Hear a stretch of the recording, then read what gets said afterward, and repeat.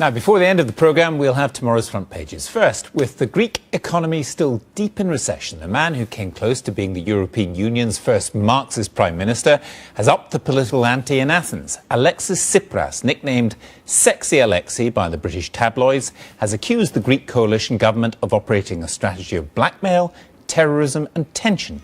Paul Mason went to meet Mr. Tsipras and find out if democracy really is in danger in Greece. His piece contains some flash photography.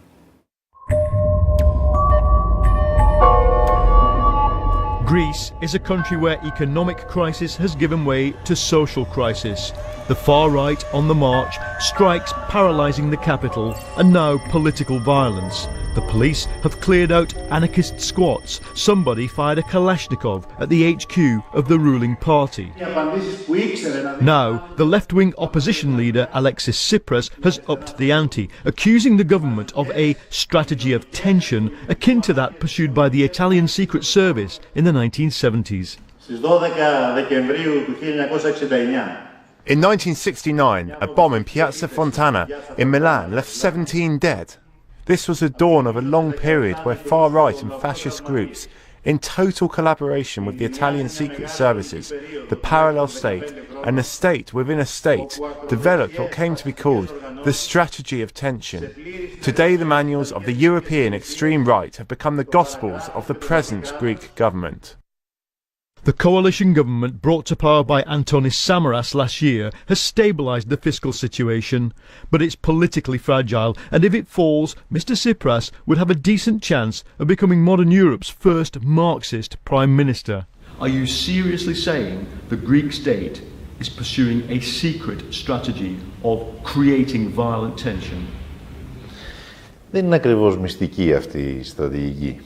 It's not exactly a secret strategy. I think it's now obvious that the government is trying to establish an agenda which intensifies political conflict, which aims at creating a sense of fear within the Greek society. But this strategy, I believe, is a very dangerous one for democracy itself. If our government and Mr. Samaras believe that he can run this country forever using blackmail, terrorism and the tension strategy, he is sadly mistaken.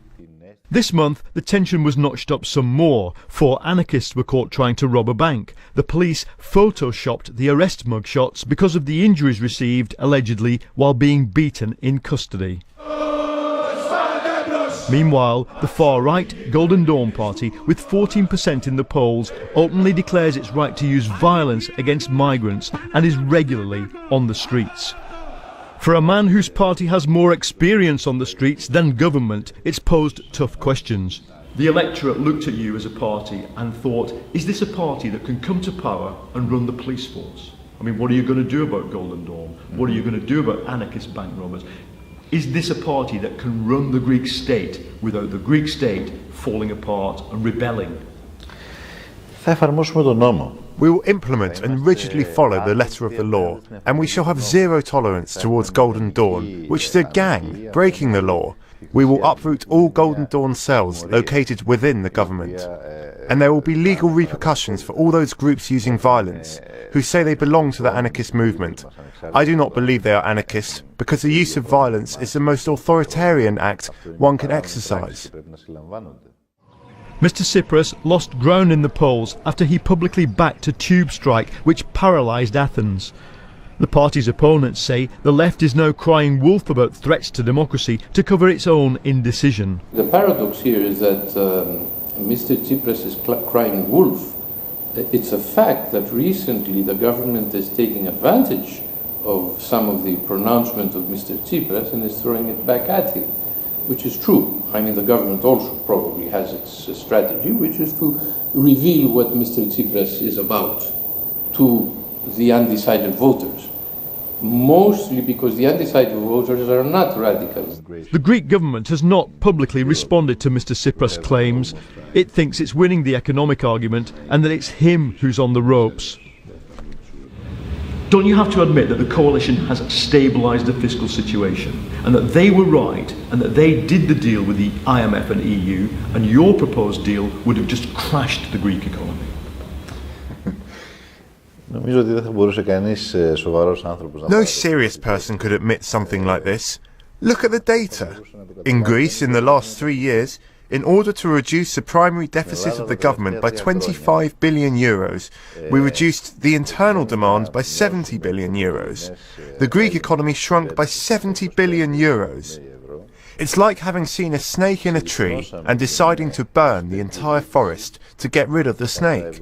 It's sadistic absurdity. It's not just at his own rallies that Mr. Tsipras has been feted. He's been to Rio, Buenos Aires, the think tank circuit in Washington. But the Greek situation is fractious. Some worry that Mr. Tsipras, in his suit, accommodates too much to power, and that the men in black t-shirts are the only ones left expressing the anger. Are you the man of the parliamentary opposition, or are you the man who's going to lead the tube strikers out here into a mass uprising against this government? It's a serious question, and one all left oppositions have to answer. I think that this is exactly our biggest advantage. We can be at the same time the parliamentary opposition and tomorrow the government. At the same time, we can be down in the streets, fighting and mobilizing the masses. In Greece, we have people that are committing suicide every day, beaten by absolute despair. And in order for those people to live, they need to defeat the fear and claim their rights. He lost the election just, and the incoming government did stabilise things economically. But memories of the secret state, the Cold War, destabilisation will always have the power to polarise and split Greek politics. And that, really, is what Mr. Tsipras is trying to do. Paul Mason in